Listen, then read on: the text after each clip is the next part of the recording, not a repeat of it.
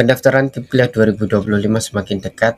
Ini sudah bulan Januari. Kalau sesuai dengan timeline yang kita prediksi, maka di awal Februari 2025 teman-teman nanti bisa mendaftar KIP Kuliah, membuat akun tentunya, dan kemudian mengisi pendaftaran, disambungkan ke pendaftaran SNBP atau mungkin SNBT atau jalur mandiri, baik itu PTN maupun PTS. Ya, tentu salah satu persiapan yang bisa teman-teman cicil ialah teman-teman bisa mempersiapkan berkas apa saja yang harus kalian miliki untuk pendaftaran KIP Kuliah di tahun 2025 ini. Jadi prediksinya di bulan Februari nanti kalian bisa mendaftar akun. Pendaftaran akun di websitenya KIP Kuliah Kemdikbud.go.id.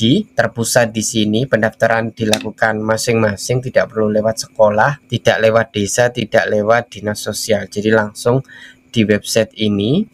Kemudian teman-teman yang gap year yang sudah punya akun, nanti loginnya dengan nomor pendaftaran dan kode akses pada tahun sebelumnya. Teman-teman yang belum punya akun nanti mendaftar akun dari awal.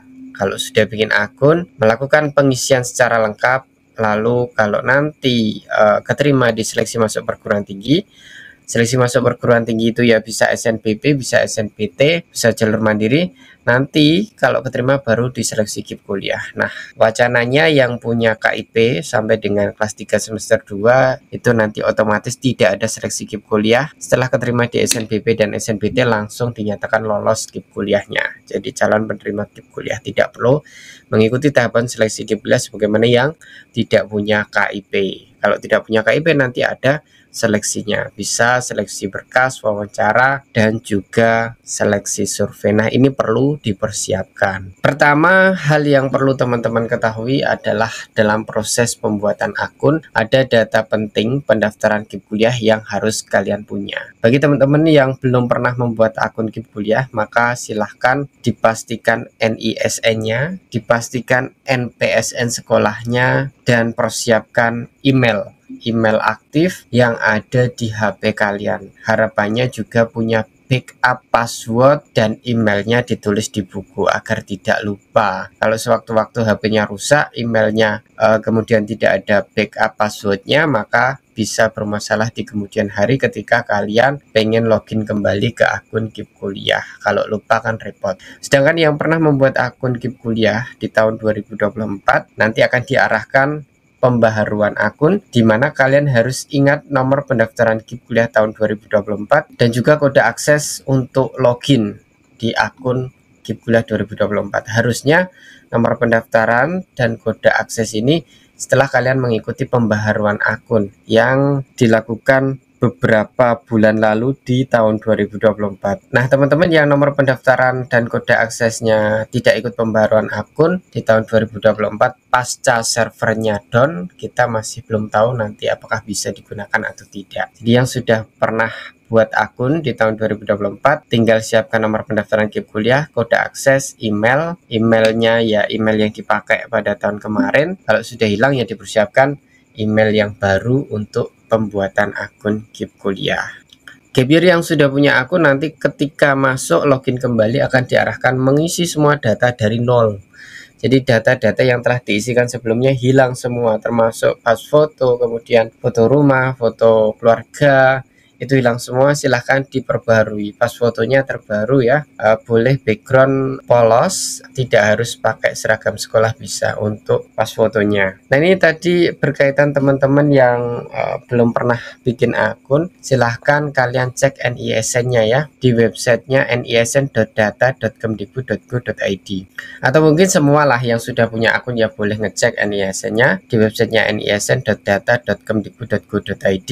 Masukkan NISN-nya, masukkan nama ibu kandung, kemudian masukkan kode CAPTCA, cari data, nanti muncul kurang lebih kayak gini.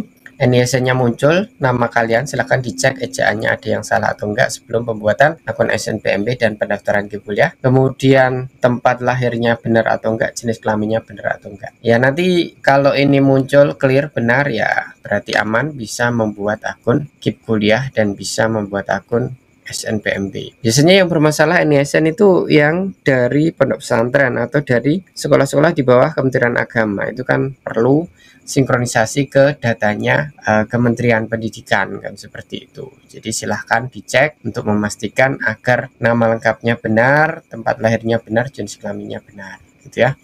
Nah, setelah membuat akun nanti kan login. Nanti ada perbedaan antara isian yang terdata di DTKS dan tidak terdata di DTKS. Ini teman-teman wajib unggah data ya, nanti pas pengisian. Kalau sudah terdata di DTKS biasanya isiannya lebih singkat gitu ya. Menu ekonomi tidak muncul, menu aset biasanya juga tidak muncul. Jadi kalau yang sudah terdata di DTKS cukup mempersiapkan pas foto terbaru, foto lengkap keluarga, dan sertifikat prestasi jika punya. Jika nggak punya ya tidak perlu dipersiapkan. Kemudian jika tidak terdata di DTKS, diminta persiapkan foto terbaru, foto lengkap keluarga, kemudian dokumen pendukung ekonomi, foto rumah tampak depan, foto ruang keluarga, kemudian sertifikat prestasi jika punya. Biasanya yang ditanyakan fotonya kalau nggak lengkap gimana? Diusahakan lengkap. Kalau nggak bisa lengkap ya apa adanya dulu. Nanti ketika bisa foto bareng pas Idul Fitri, bisa kumpul bareng, foto lagi, nanti diupload lagi di websitenya KIP Kuliah. Diperbarui boleh sepanjang kalian belum diterima, statusnya belum ditetapkan sebagai penerima KIP Kuliah. Lalu dokumen pendukung ekonomi ini kalian bisa unggah surat keterangan tidak mampu. Kalau punya KIP ya kartu KIP, kalau punya kartu PKH ya kartu PKH, kartu BPNT ya kartu BPNT, KJP ya boleh. Kalau punya banyak kartunya jadikan satu aja ya, satu lembar nanti di upload. Foto rumah tampak depan ini jelas, foto ruang keluarga ini foto ruang tamu, foto ruang untuk teman-teman biasanya melakukan pertemuan keluarga gitulah ya. Kalau nggak punya prestasi gimana kak gitu ya, apakah nanti peluang keterimanya bisa lebih kecil atau gimana ya? Intinya seleksi KIP Kuliah itu penilainya kampus masing-masing ya. Ya banyak yang nggak punya prestasi dapat ya, karena yang dinilai lebih ke kondisi ekonominya. Kecuali kuotanya sedikit dan kampus kita filter berdasarkan prestasi ya, tentu prestasi bisa berpengaruh. Tadi kita jelaskan dari pembuatan akun, kemudian pengisian data. Nah ini berkas untuk seleksi. Seleksi itu berarti kalian sudah diterima entah itu SNPP, SNPT, kemudian daftar ulang jadi mahasiswa baru. Nah ini setelah daftar ulang jadi mahasiswa baru, kampus memanggil kalian untuk proses seleksi berkas, seleksi KIP Kuliah. Yang punya KIP barangkali nanti tidak diseleksi, kita tunggu peraturan secara resminya, rilisnya gitu ya. Yang nggak punya KIP ya siap-siap. Nanti biasanya yang diminta untuk berkas seleksi KIP Kuliah biasanya kartu peserta seleksi. Ya kalau keterima di SNPP ya kartu SNPP, SNPT atau jalur mandiri. Kemudian kartu peserta KIP Kuliah ini di-download dari websitenya KIP Kuliah. Lalu formulir pendaftaran KIP Kuliah gitu ya, ini juga dari websitenya KIP Kuliah. Kemudian kartu perlindungan sosial, kartu PKH, kartu KKS, kartu PIP atau KIP sewaktu sekolah jika punya. Nah, jika tidak punya kartu pada poin nomor 4, wajib mempunyai surat keterangan tidak mampu dari desa, kelurahan, dinsos, atau dinas tempat. Minimal dari desa atau kelurahan untuk surat keterangan tidak mampu. Jadi bersifat relatif wajib bagi teman-teman yang tidak punya kartu bansos atau terdata di DTKS. Sebenarnya seperti itu. Nah ini lanjutannya, berkas apa lagi? Nah ini bukti bayar rekening listrik 3 bulan terakhir. Kalau token gimana ya, silahkan download PLN Mobile untuk tahu riwayat pembeliannya. Kayaknya kita pernah bikin tutorialnya ya, dicari aja di video kita tahun kemarin. Kemudian kartu keluarga, SPPT PBB, orang tua wali. Kalau nggak punya PBB, kalau ngontrak, kalau ngekos gimana? Minta surat keterangan dari desa yang menyatakan tidak punya SPPT karena ngontrak, karena ngekos, karena numpang. Jadi yang tidak punya rumah ini tentu kan statusnya menumpang dan lain sebagainya. Kalau punya rumah harusnya punya SPPT. SPPT-nya masih namanya kakek nenek, masih gabung sama tetangga. Ya silahkan minta keterangan dari desa yang menunjukkan bahwa SPPT-nya masih gabung dan nominal SPPT yang gabung itu adalah sekian ratus ribu misalnya seperti itu. Kemudian foto anggota keluarga, ya ini seperti tadi. Kemudian foto rumah tampak depan, teras dan pagar kelihatan kalau ada.